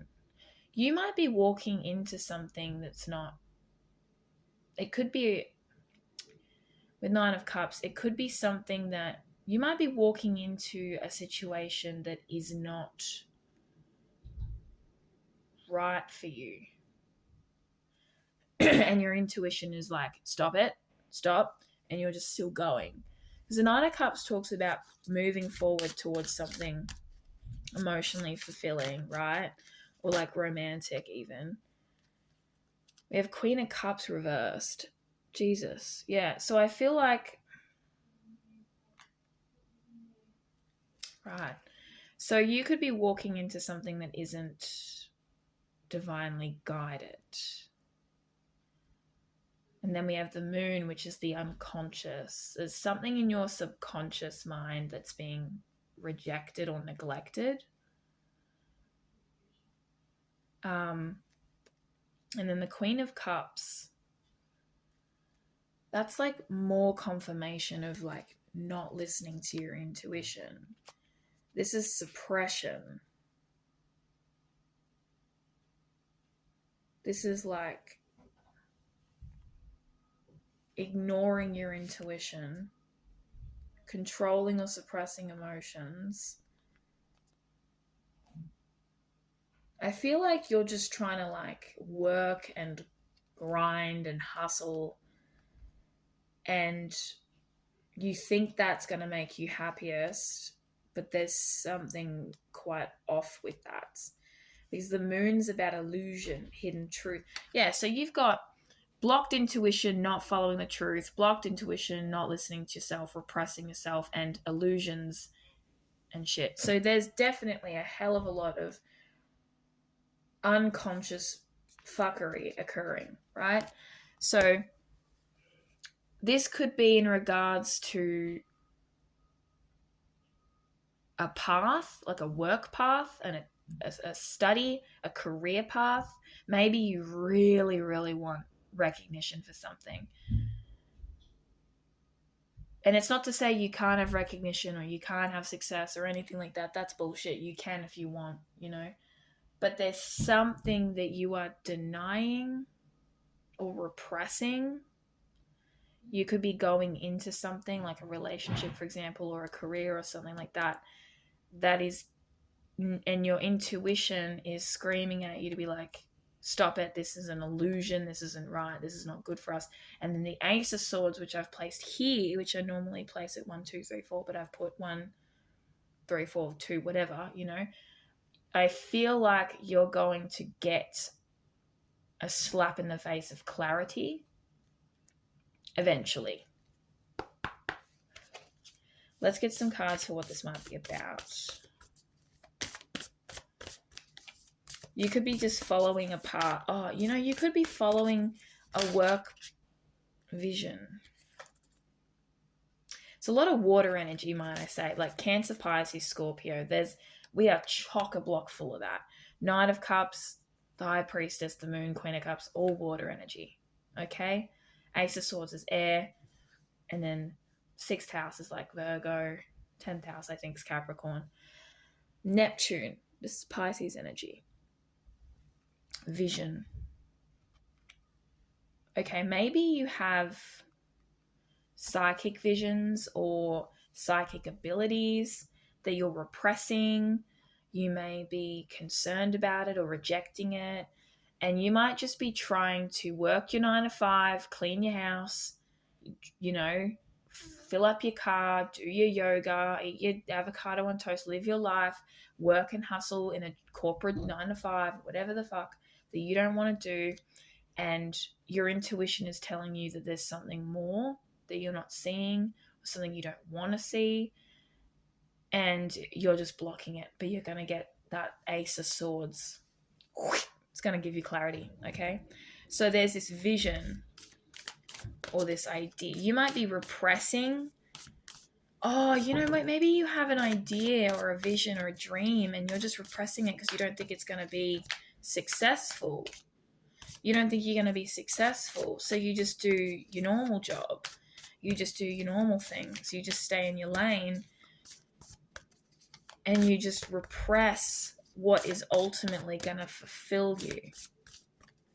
This could be in regards to like repressing a dream that you have, to like work a certain career. This could even be repressing like your sexuality for some of you as well, because I keep hearing that for some reason.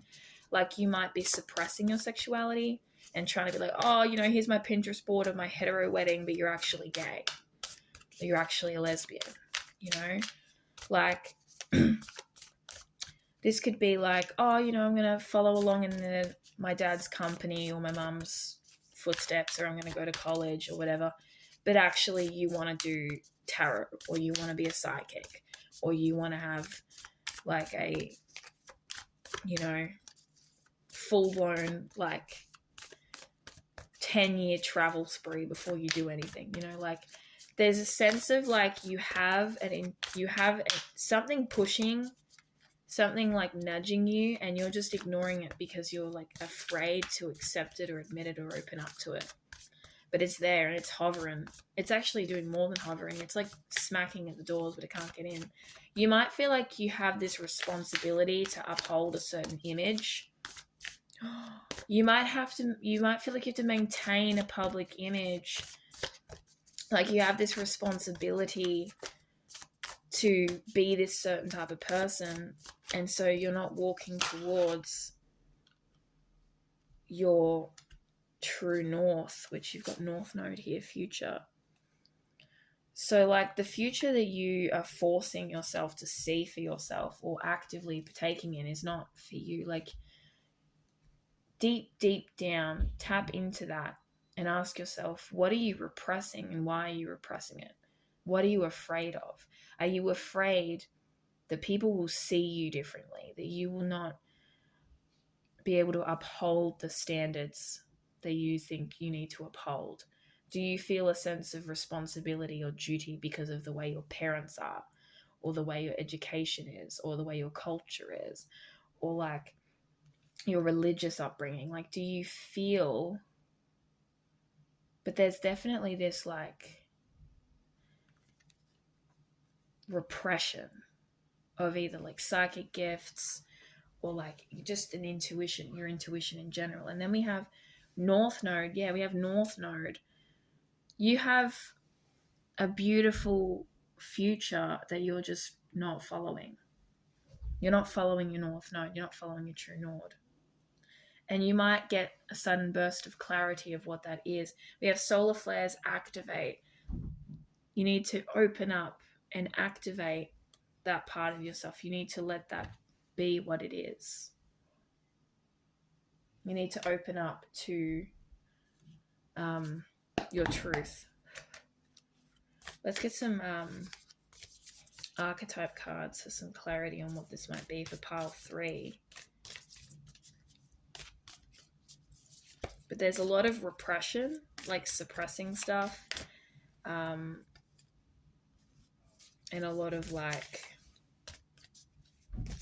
hiding and fear and subconscious shit.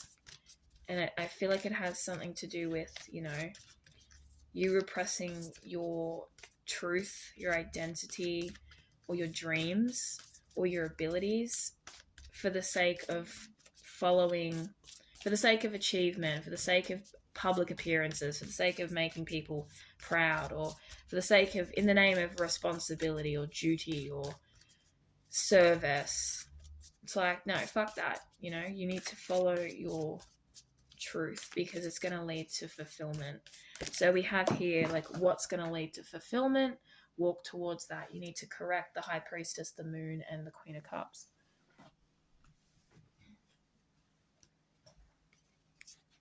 So agape, or agape, I think it is. Agape. Something, right? Let me read the book on that because I don't know if I'm meant to take that or not because a lot of cards fell. But devotion and unconditional love. Service, reverence, honor, joy. This card can indicate a spiritual initiation that stretches your capacity to love and serve.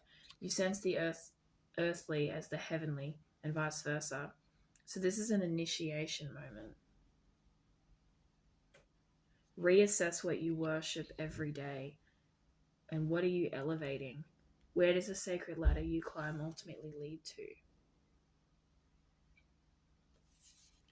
So this is like about overwhelming love, right? What are you prioritizing? You need to reassess like what exactly you're devoting your time to. What are you devoting yourself to? What do you actually want to devote your time to? What do you actually love? What's going to light you up? What if instead of putting yourself at the center of your spiritual practice, you put God, Goddess, or nature at the center? How does this change your approach? I feel like there's something that you are putting a hell of a lot of yourself into, and you need to reevaluate what that is. Let's get one more card from this deck. You're devoting. I hate it when that happens.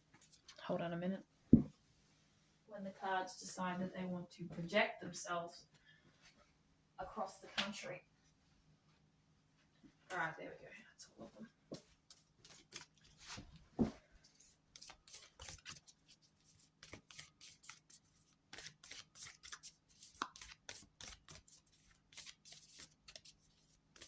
And for some of you, it may not even be that deep. It might just be like needing to just rectify something or change a little bit of your direction.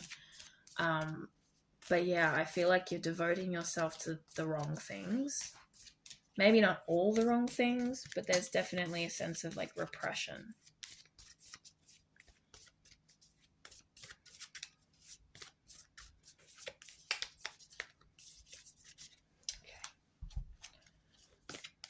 What else for pile 3? So ultimately, envision change, make a vision board of like what you truly want without any fear that anyone else will see it, or that, you know, even if you have to tell yourself that it's just pretend, like just visualize what your ideal future is like truthfully, and what is there. Evaluate your current circumstances in your current life and see how it's not adding up to what your actual heart wants. Oh, yeah, okay, hold on. The Village. It's like that song says, there's something wrong with the village, not you. Okay? The Village talks about sometimes you need to leave home because you've outgrown the village. And this card can also be like coming back to the village. But in this case, it could be leaving the village. So as I was saying before I get ahead of myself, advice for you: what do you truly want? Identify what you want without any repression, without any fear. Analyze what in your life you are worshipping that isn't serving that higher vision you have for yourself. Figure out what it is that's going to emotionally fulfill you, and work on the subconscious fears and the repressing of your intuition when that intuition tells you that you need to move forward and activate that path and activate your truth. What are you devoting yourself to? What are you putting yourself, what are you serving, or who are you serving instead of your higher purpose, your dreams, your truth? And why are you doing that? I feel like you'll gain clarity with the Ace of Swords. And then we have North Node, future. You need to follow your North Node, follow your heart. And then with the Village card, you may be in a place where you do need to leave your environment because it is telling you to act and be a certain way, or it has put influences on you that you do not need. Let me just read from the book for this one as well. The hometown, the family, the tribe. Yeah.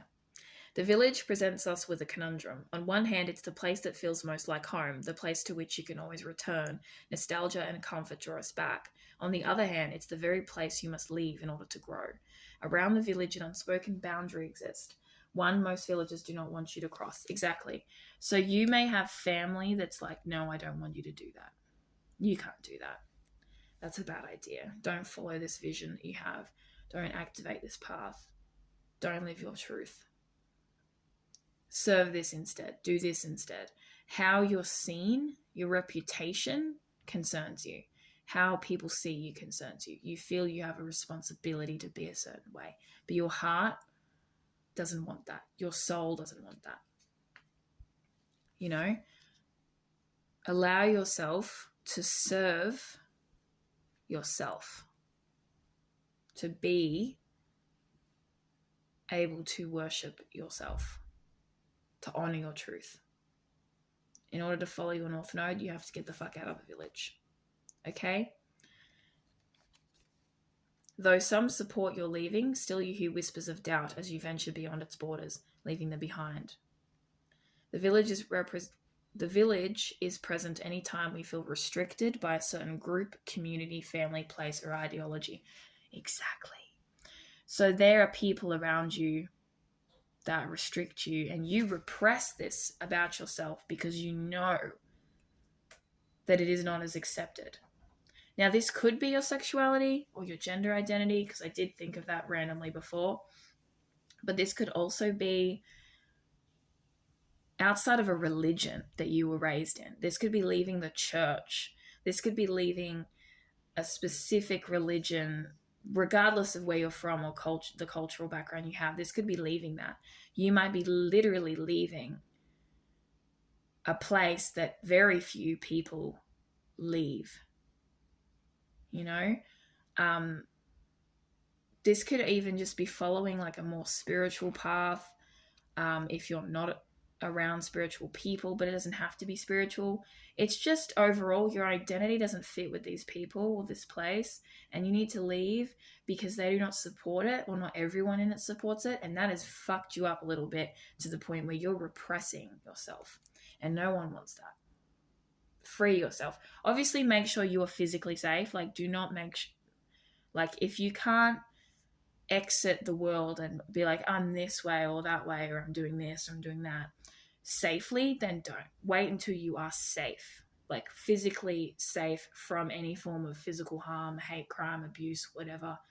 But if you're physically safe and it's just that emotional mental blockage, when you leave, you will find people who love you. I promise you will find the right people. You will find people who get you. But there is repression here and restriction. All right? The village has provided something for you, so you've stayed. But you really, really do need to expand beyond that. The village moves with you as it is more of a mindset than a physical place. So even as you leave this village, the mindsets and the programming you gained from that will still be there. So you have to unwire those thoughts. Okay? But there is definitely a sense of like needing to get out of that place.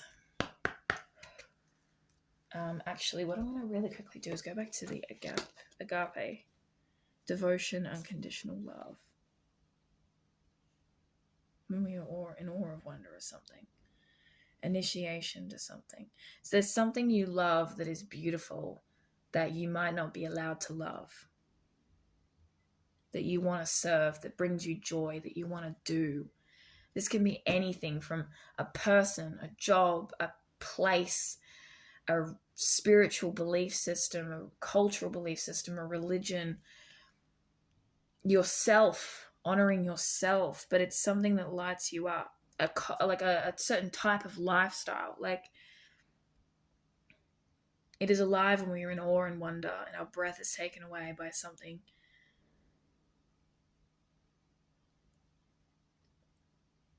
Reassess what you worship every day. What are you elevating? Yeah.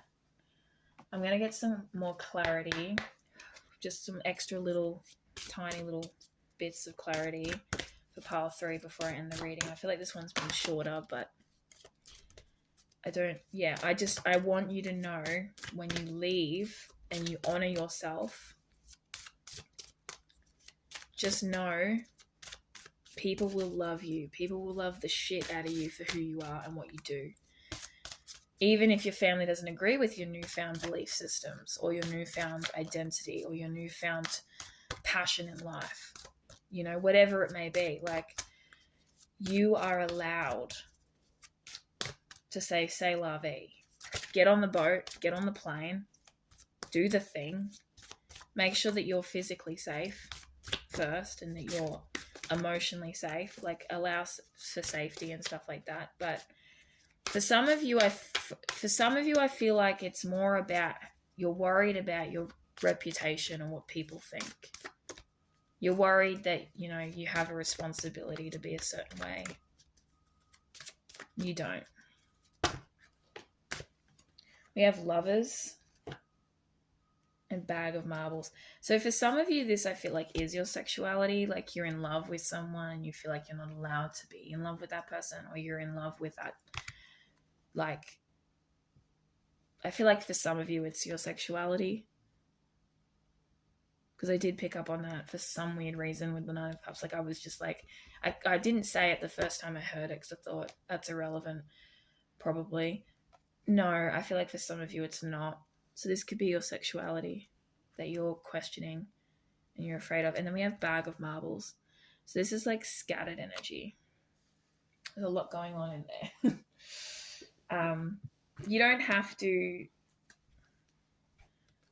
throw yourself out and scatter all over the place immediately. Like you can put one marble out at a time, you know, one marble out at a time. Focus, center, and be organized. Okay. So this is like life can be overwhelming. So yeah, you can just take it one step at a time. Feeling stressed, disorganized, forgetful, scattered. You can slow down, recenter yourself, calm down, focus. And allow yourself to just one marble at a time, get your ducks in a row. One marble at a time, put one in the bag, organize that, sort that out. You have all the time in the world. Focus and pay attention to regain clarity. So you might feel very scattered, but you are going to gain clarity. You are going to have an aha moment. Okay? That is my reading that I have for you, pile 3. I wish you the absolute best, and thank you so much for listening and tuning in. Do let me know in the comments if this resonated. You don't have to drop all the details. You can just put one marble down at a time. But just let me know if it resonated, yes or no. Thank you again for being here, and I appreciate it. I wish you all the best.